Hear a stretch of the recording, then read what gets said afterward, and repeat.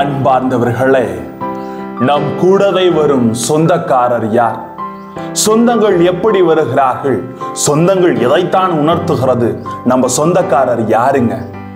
உண்மையில் ஒரு மனிதன் பகிர்ந்து வாழுகின்ற பொழுதுதான் உண்மையுள்ள சொந்தங்களை அறிந்து கொள்ளுகிறான் என்ற ஒரு புத்துணர்வை இன்று வார்த்தை வழியாக இறைவன் நமக்கு வித்திட விரும்புகிறார்.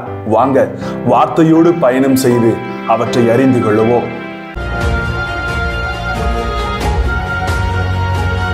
Praise the Lord. இயேசுவுக்கே புகழ், இயேசுவுக்கே நன்றி. இறைவனின் அருட்கரமும் இறையாசீரும் உங்களோடும் உங்கள் குடும்பங்களோடும் முழுமையாக தங்கிட உங்களை நான் வாழ்த்துகிறேன்.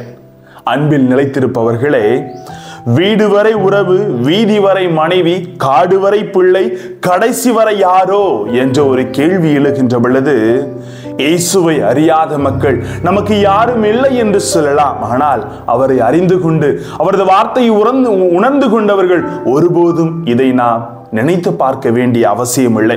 எபிரேயர் புத்தகம் 13:8 சொல்லுவது போல, இயேசு கிறிஸ்து நேற்றும் இன்றும் என்றுமே மாறாதவர், உலகம் அழிந்தாலும் அவர் என்றுமே இருப்பவர் என்று நம்மோடு இருந்து நம்மை உடன் வழி நடத்துவராக பார்க்கிறார். இன்றைய நற்செய்தியிலே மக்கள் பசியோடு அவரிடத்திலே வருகின்ற பொழுது அவர்களுக்கு உணவு கொடுங்கள் என்று ஆண்டவர் சொல்லுகிறார். 5 மீன்களை 5 அப்பங்களையும் 2 மீன்களையும் 5000 பேர் உண்ணும்படி அவர் முழுமையான ஒரு புதுமையை செய்ததற்கு காரணம் யார்? யாரும் இல்லை எனக்கு உணவளிக்க, எந்த சொந்தம் இல்லை எனக்கு என்று எல்லோரும் சொல்லிக் கொண்டிருக்கிற இந்த உலகில் அவர் செய்ததின் நோக்கம்தான் என்ன?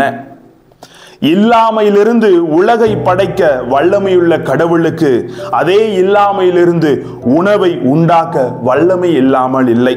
இருப்பினும் 5 அப்பங்களும் 2 மீன்களையும் கொண்டு இறைவன் இயேசு வயிறார உணவளிக்கிறார். எப்படி என்று பார்க்கிற பொழுது, இல்லாமையிலிருந்து இல்லாமல் இருப்பதிலிருந்து இல்லாதவருக்கு உணவு வழங்கிய இயேசு அவர் தனது ஆற்றலையும் தனது மகிமையும் நான் உயர்ந்தவன் என்ற சிந்தனையை அங்கு அவர் வெளிக்கொணர விரும்பவில்லை. மாறாக ஒரு முக்கிய செய்தியை நமது மனங்களில் அவர் உணர்த்த விரும்புகிறார். அன்பார்ந்தவர்களே, இருப்பதை மனமுவந்து கொடுத்தால்தான் அற்புதங்கள் நிகழும் என்பதை உணர்த்துகிறார்.